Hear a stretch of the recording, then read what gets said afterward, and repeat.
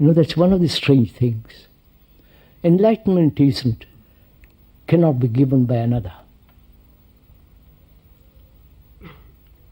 It's not a matter of time. It's not a matter of evolution, of gradual growth, moving from one step to another step, higher and higher and higher, till ultimately you come to something called enlightenment. That's a good old tradition, a trap for the human mind.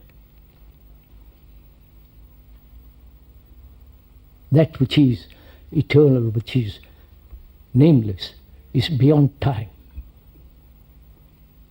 And you cannot approach it through time, through gradation, through gradual process.